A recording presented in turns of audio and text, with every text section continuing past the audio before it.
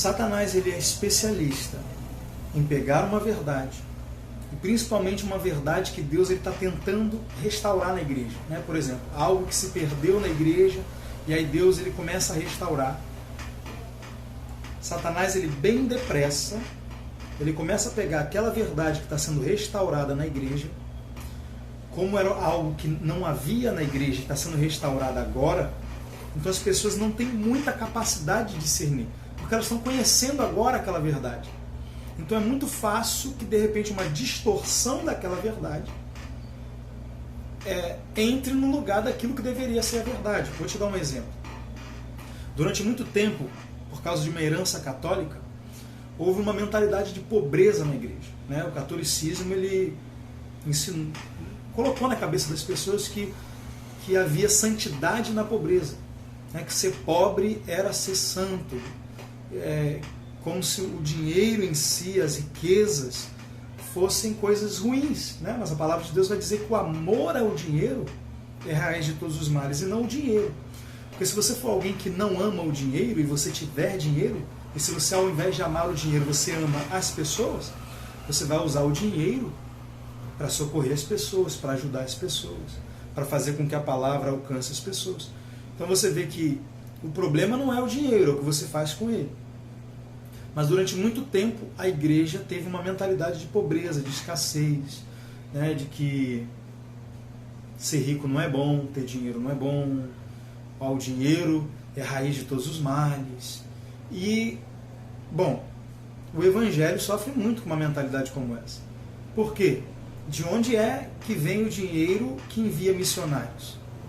Vem da igreja. E de onde é que vem o dinheiro da igreja? Da igreja. Porque a igreja são as pessoas. Então, se as pessoas da igreja não têm dinheiro, como é que você envia?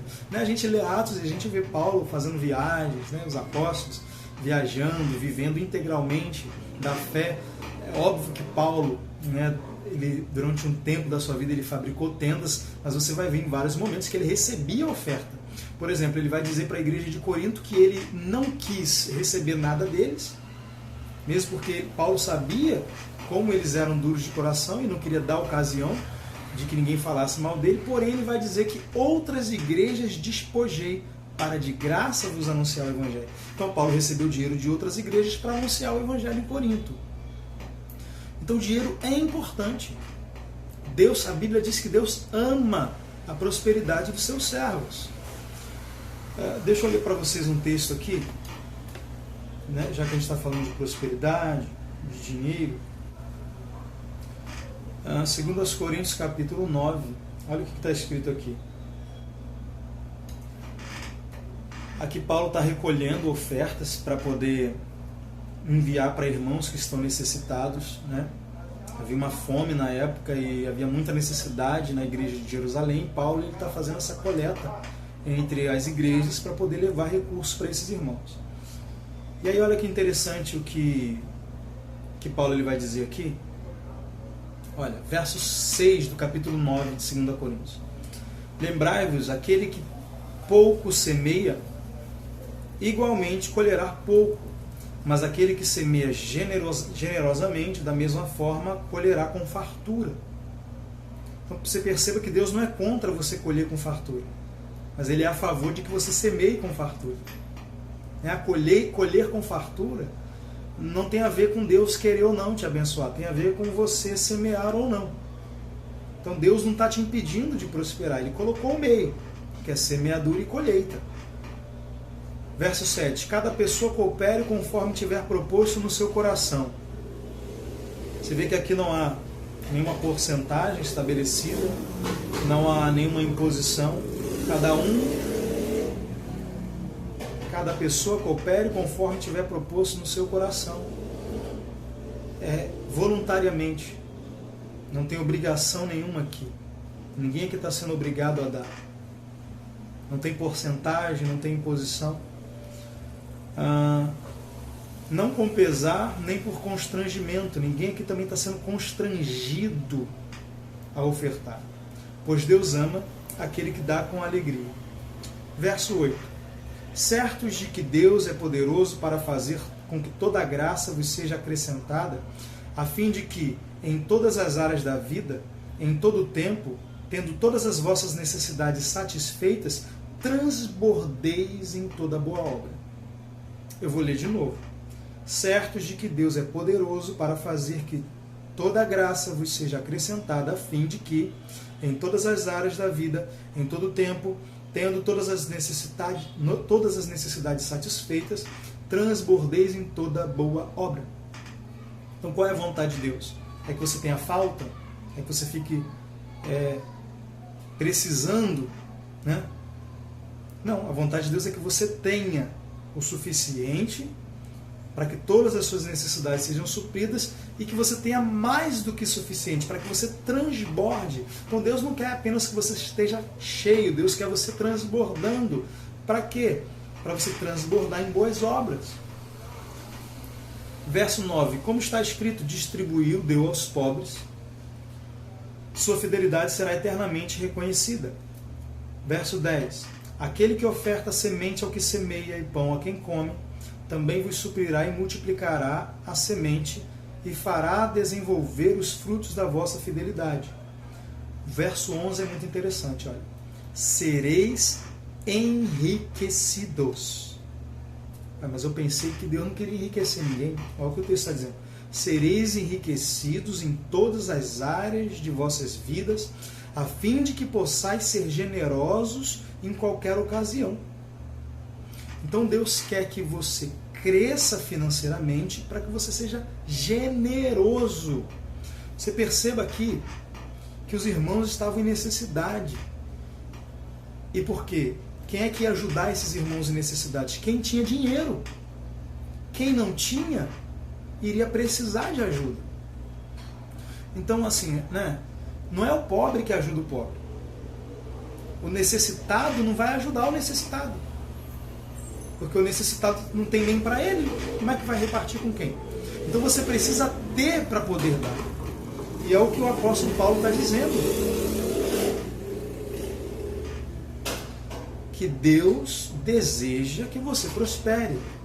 Sereis enriquecidos em todas as áreas da vossa vida, a fim de ser generosos em qualquer ocasião. Deus quer poder enviar alguém, né, na sua porta pedindo comida e você ter para dar. Deus quer que quando alguém te peça um dinheiro emprestado, você tenha para dar. Deus quer que quando o irmão, por exemplo, quando o irmão tiver necessidade de orar a Deus pedindo provisão, Deus quer poder usar você para prover para aquele irmão. Mas como é que Deus vai usar você se você está orando por provisão também? Se você não tem. Então Deus quer que você seja suprido e que você transborde. Agora, durante tanto tempo, a igreja não entendia isso. E Deus começou a restaurar isso na igreja. A verdade de que Deus, como dono do ouro e da prata, deseja que os seus filhos prosperem, a fim de que sejam generosos. Um filho de Deus próspero, que semeia livremente. Tanto é, Deus quer tanto que você prospere, que Ele manda você dar. Se Ele não quisesse que você prosperasse, Ele não mandava você dar. Porque ao mandar você dar, já está implícito que você vai receber. Porque Jesus disse, dei e vos será dado, boa medida, sacudida, recalcada e transbordante. Em Provérbios está escrito que há um que espalha e ainda se lhe acrescenta, mas o que retém mais do que é justo será para sua perda. A alma generosa prosperará. Então, Deus quer que você seja generoso? Sim. Então Deus quer que você prospere, porque a alma generosa prosperará. Agora, a gente também reconhece que ao mesmo tempo que Deus quer restaurar essa verdade na igreja, o diabo também quer distorcer. Você já percebeu que existe uma distorção quando se fala de prosperidade? Você já percebeu que quando se fala de semeadura, de contribuição, também existe uma distorção? Existem pastores gananciosos que exploram a fé dos fiéis. Existem pessoas que usurpam, né? Que oprimem mesmo o povo de Deus para arrancar dinheiro, enganam, usam de meios, como Paulo disse, não por tristeza nem por constrangimento. Mas você percebe que existem mensagens que querem constranger as pessoas. Existem mensagens que querem mexer com a ganância da pessoa, com a ambição. Deus quer que você prospere, mas Deus não quer avareza e ganância no seu coração.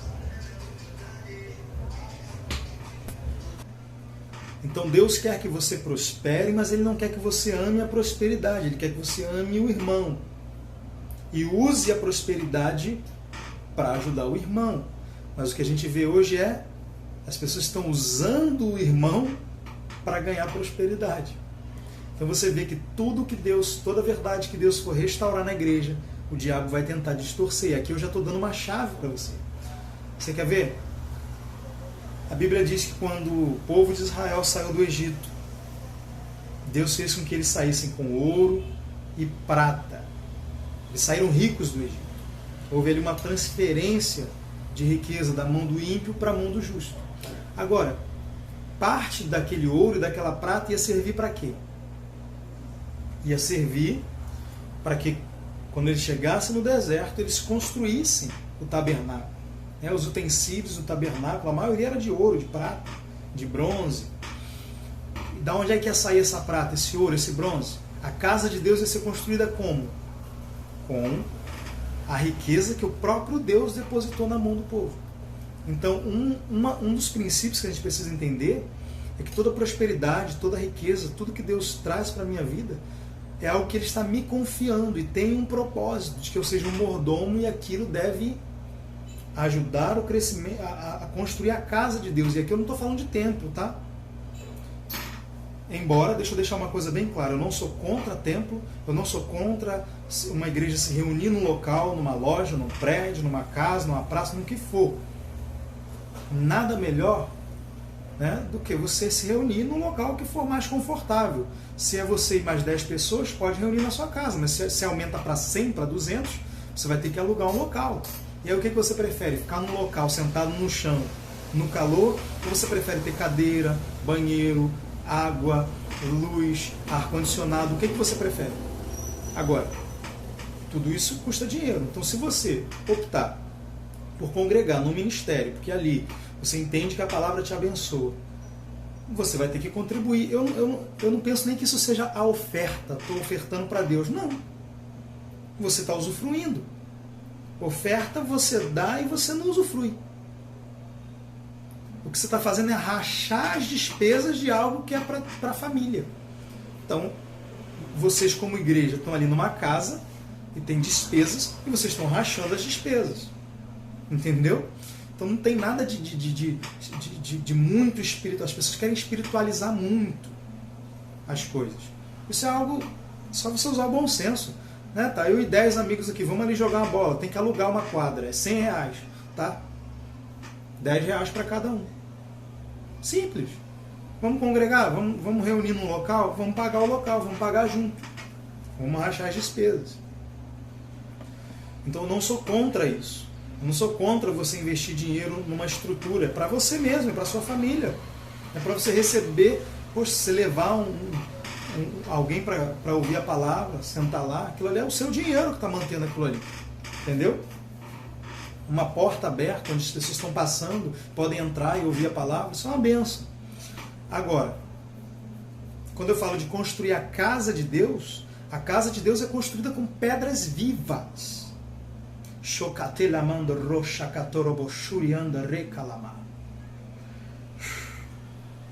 Sinto que o Espírito Santo quer que eu fale sobre isso. Aleluia. O apóstolo Pedro disse que nós somos pedras vivas. Estamos sendo edificados. Casa de Deus. Então a casa de Deus é a igreja. Paulo ele vai dizer para Timóteo, olha, eu estou escrevendo isso para que você saiba como andar na casa de Deus, que é a igreja do Deus vivo. Então a igreja, as pessoas, são a casa de Deus. Então, quando Deus fala sobre manter a casa dele, cuidar da casa dele, olha, para que não falte mantimento na minha casa. Deus quer que a casa dele cresça e seja cuidada. Então o que Deus quer? Deus quer mais pessoas, mais pedras sendo colocadas nessa casa. Então Deus quer almas sendo ganhas. E Deus quer que aqueles que já foram ganhos sejam cuidados. E dentre essas pedras, quando alguma delas estiver com dificuldades financeiras, Deus quer que você ajude. Então, o que é construir a casa de Deus, edificar a casa de Deus com os seus recursos? É você investir no Evangelho, em missões, investir na vida das pessoas. Invista na vida das pessoas. E aqui eu quero incluir também os líderes. O trabalhador é digno do seu salário. Em Gálatas capítulo 6, Paulo diz que aquele que é instruído na palavra reparta os seus bens com aquele que instrui. Então a casa de Deus ela é edificada como? Né? Como que as pessoas são edificadas? Por meio de ensinamento. Então, para que haja ensinamento, precisa haver mestres, precisa haver pregadores. E essas pessoas precisam ser ajudados financeiramente para que eles possam cada vez mais se dedicar a isso. Por exemplo, no meu caso, eu ralo o dia inteiro. Sabe como é que eu estudo a palavra? Óbvio, eu tenho um tempo ali no meu dia onde eu leio a palavra, mas a maioria das revelações que Deus me dá, eu estou ali com o meu fone no ouvido, trabalhando, ouvindo a Bíblia em áudio. Às vezes, por exemplo, essa semana, 2 semanas já, eu estou com a segunda carta de Pedro em áudio. Eu já devo ter escutado já umas 500 vezes, porque fica repetindo. Eu fico ali orando, trabalhando, orando em línguas, trabalhando, orando em espírito. Paulo disse orando em todo o tempo no espírito. Se eu orar em língua estranha, o meu espírito ora de fato. Então eu fico ali o dia todo, trabalhando, orando em línguas, meditando na palavra. Agora, suponhamos que Deus levante pessoas que digam: Danilo, olha, queremos financiar o seu ministério, queremos ofertar na sua vida. Você acha que eu ia fazer o quê? Que eu ia ficar sentado em casa, agora eu vou aproveitar, vão pagar minhas contas, vou ficar aqui? Não, querido, eu ia fazer muito mais do que eu faço. Olha, hoje, por exemplo, eu estou aqui tarde da noite, é meu único dia de folga. Durante a semana eu não vou ter tempo de gravar um conteúdo como esse. Se eu pudesse viver disso, então eu poderia me dedicar muito mais. E quem seria abençoado com isso? As pessoas que aprendem, as pessoas que ouvem. Da mesma forma é o pastor local que está ali. Eu acho que um pastor que cuida de 10 famílias para cima não tem como trabalhar. Ele precisa cuidar dessas pessoas. Ele precisa orar. Ele precisa jejuar. Eu, por exemplo, eu me viro para jejuar. Eu jejuo trabalhando.